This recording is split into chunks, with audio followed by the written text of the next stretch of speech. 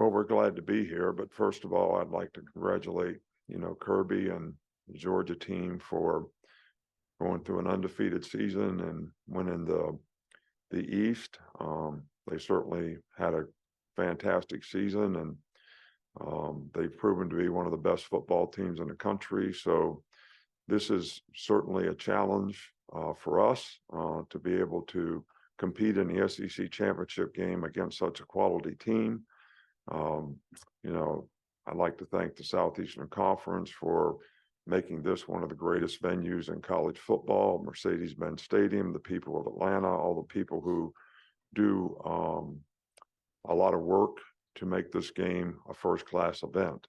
Our team is trying to focus on what they need to do to go play the kind of game that we'll need to play to beat a very, very good team, probably the best team we played all year. I think the challenge for you as a player is you've got to be ready to play and assume that the guy you're playing against is the best player you played against all year. And I think if you take that approach and channel your energy and enthusiasm into execution on the field, that'll give you the best chance to be successful. For media with questions, please utilize the hand raise function, and we will begin with Charlie Potter of Bama Online. Yeah, hey, Coach. It looked like Caleb Downs played quite a bit of star in this past game. Just how has he handled learning and playing multiple roles, and maybe how has that helped the defense out? Yeah, well, we started doing that in the Kentucky game, especially, when they play bigger people. That's he's handled it very, very well. Gives a little bigger body at star, a guy that can play the runs and stuff a little better. So that was the thinking behind it, and that's why we did it. But it's not been an issue at all for him and his learning curve. Next is Nick Kelly of the Tuscaloosa News. Hey, Nick. Jason McClellan, how has he progressed health-wise so far this week? Yeah, he's not been able to do a lot.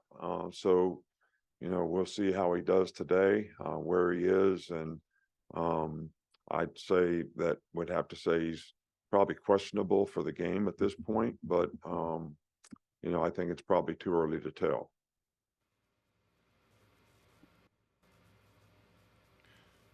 Our next question comes from Mike Rodak of 24/7 Sports. What do you want the committee to see about your team as they watch you on Saturday? Look, we're not really worried about the committee. I'm not concerned about any of those things. I mean, we've got a big challenge here in terms of trying to play the best football that we can play and prepare our team to play the best that they can play. I want our team to focus on the game because that's what we can control. We really can't control anything externally, but we can try to control how we play. And I think that's the most important thing for us to be focused on right now. Next up is Tony Lopez of East Coast Gridiron. Hey, Nick. Hey, Jermaine Burton has been playing with a little bit of a chip on his shoulder, it seems. How important was it in the last 2 weeks to get him involved in the offense for having the 2 100-plus yard games? Yeah, well, he's been a big part of the offense all year long, and he's played well all year long. I think, you say a guy gets involved, but you're really reading a play based on the coverage. And sometimes one guy gets the opportunity to make a big play, and sometimes it's somebody else. But when he's had his opportunities, he's certainly taken advantage of them. And, we're happy to see that. And I think that, he's an outstanding player, and we want him to go in and stay focused on what he needs to do his job well in this game. And he's been a great contributor to our offense, and he can make explosive plays, and hopefully we'll get some opportunities for him to do that in this game. Next will be Oscar Clierga of Claro Sports. Thanks so much. Hello from Mexico, Coach. It's a great pleasure to see you again. The question is simple. What is the most important thing in this week? The mental stuff or the physical stuff for your players? And could you say some words to all the Mexican fans, the Crimson Tide Mexican fans? Thanks so much. Gracias, Coach. Yeah, well, we thank everybody who supports Crimson Tide in Mexico and any place else in the country or the world for that matter. So we appreciate your support. But I think both things are really, really important. I think at this time of the year, players get a little tired, they get a little banged up, they get a little hurt up. So the psychological part of being able to grind through that and have the mental toughness to stay focused and on the things that you need to do to play well, create the right habits in practice, prepare for the game like you need to is a challenge. But I think it's very, very important. And I think it's very important to take care of yourself physically, not only on the field, but getting the right kind of rest, eating right, hydrating correctly. All those things, contribute to how you can sustain performance in a game. Next will be Mike Griffith of AJC Dawg Nation. Coach, you were kind of on the front end of this portal transfer NIL a few years ago at spring meetings when you told us that this was the world we might be getting into. How challenging is it to manage the portal, NIL, recruiting, and roster management while you're preparing for a championship game? Is this model sustainable? Yeah, well, I don't know if it's sustainable or not, but look, I've always been in favor of the players having a better quality of life and sharing in some of the benefits. I think that, if we could create competitive balance, so it's the same, pretty much for everybody, so that one school can't choose to invest more than another and create a competitive imbalance. I think that's the major concern that I have. And I do think it's a tough management. We've been trying to focus on the game here, so we're going to look to manage all those things, when this game is over. But it's not easy. It's not easy to do. There's a lot of balls in the air, and I'm sure players are thinking about a lot of things right now too. So probably tough for them to manage.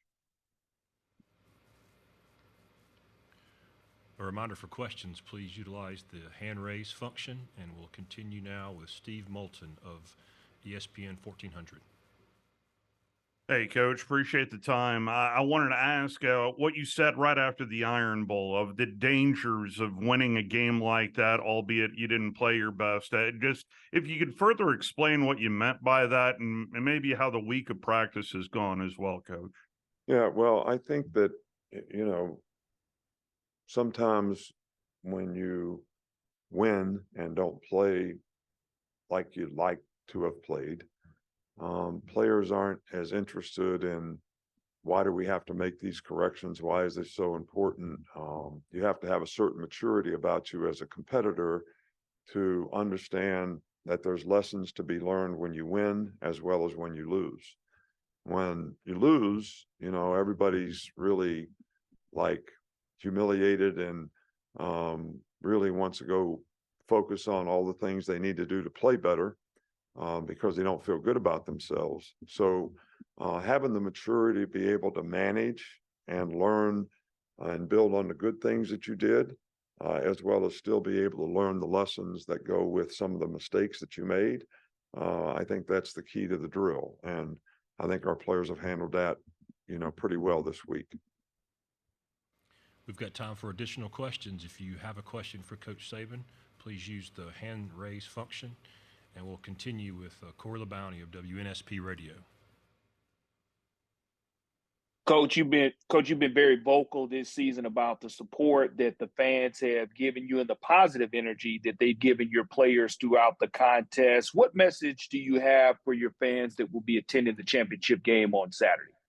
I don't think it changes much. As many fans as we can get there and as much enthusiasm as they can create to try to help us sustain energy, throughout the game is certainly much appreciated. But it's also, I think, beneficial to, the players being able to stay focused and engaged on what they need to do in the game.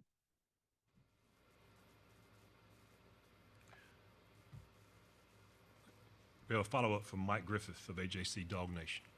Coach, I know we've all written the story about you and Kirby and the mentorship there. I guess I want to give you a chance. Could you share about some of your mentors that led you down this path to championships and greatness in college football? Yeah, well, I don't know about all the compliments, but I appreciate them. But, I had some great mentors along the way.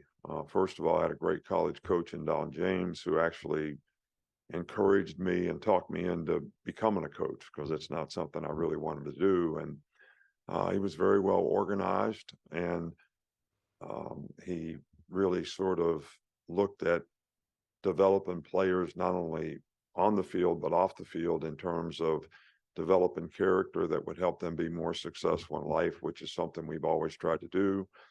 Bill Belichick was a great mentor in terms of organization, football, from every part of the organization, how you evaluate players, the kind of players you want on your team, the kind of team you want to have, the kind of system you want to use. So George Perlis was a great mentor at Michigan State. It's the first opportunity I had to be a coordinator, first person to give me responsibility. And, he had been very successful with the Pittsburgh Steelers and, winning 4 Super Bowls there. So those 3 guys probably had the biggest impact on me. But I've had and learned so much from so many people. I hate to leave anybody out because I've never really invented anything in this game. Always just learned from other really good coaches and good teachers. We have a follow-up from Steve Moulton as well. Coach, where do you think your team has improved the most since Texas in particular, Coach? I think the team has improved, dramatically in terms of transformation of confidence, playing together, good leadership. But if you had to say, where did we improve the most? I would say it's probably offensively. The transformation of Jalen Milroe at quarterback to be productive has been huge in terms of elevating the confidence of the entire offensive team. The improvement in the offensive line has helped us be able to have a little better balance in the game. The receivers have all played better. So if there is a specific area, I would say that would be, but I think the team as a whole has also improved because of their confidence, playing with more confidence. If there are any other questions, please use the raise hand function. Steve, go ahead. Coach, I do have kind of one off-the-wall question. I asked Lane Kiffin the week of the Ole Miss Georgia game about some Kirby stories, and he mentioned about a tug of war there at Alabama in which he beat Kirby in a one-on-one tug of war. I was wondering if you recall that as well, Coach. I do not, but my money would have been on Kirby. If I was going to bet, I don't remember it, but that would be my comment. Next, we'll go to Heather Dinich of ESPN. Coach, I understand that you're not worried about what the committee's doing right now, but I'm sure that you've heard, and I think you talked about this on Pat's show, about the narrative of the possibility that the SEC could get left out, because if you win this game, that loss in Tuscaloosa to Texas did happen, and that's how the rankings have unfolded. I just wanted to ask you your reaction to that and your thoughts on the SEC's place in the playoff. Well, I think I commented on it earlier, but to reiterate it, I think that the SEC is one of the best conferences in the country. I think Georgia is one of the best teams in the country, and I think that they're one of the best 4 teams in the country. I think if we beat them, we'd be one of the best 4 teams in the country because, teams do, there's a transformation that goes through the season. So how are you playing now? Where is your team now? How good are you now? I think all those things, come into play. But I think it would be a disrespect to the SEC if there is an SEC representation in the Final Four. I do believe that. Next will be Kate Wyndham of Bama Central. Coach, what have you seen from Jahad Campbell this season and the way that he stepped up when others have been injured and just his ability to make big plays, it seems like? Yeah, well, he makes a ton of plays. He's very athletic. He can run. He's fast. He's a good football player. It's a new position for him, so he's made consistent improvement throughout the season, understanding what he needs to do at his position to execute, his role in that particular call. So, but his production and performance has been really, really good for us, and we certainly needed him because we've had a lot of injuries at that position throughout the season. We have an additional question from Corey LeBounty of WNSP Radio. Coach Deontay Lawson being that alpha dog on your defense, talk about what he means to your defense this season and his growth and development as a player this year. Yeah, he's played extremely well for us. He's played well all year long. But I think the one thing that he does is, he is kind of the leader. He is very smart. He's very intelligent. He understands the game plan. He prepares well for the game. He knows exactly what he's supposed to do and what everybody in the front seven is supposed to do. So I think when he's out there, everybody's more comfortable. Everybody's more confident because he's a signal caller and he's very confident in making the right calls and getting everybody playing together in the front seven, which is really important.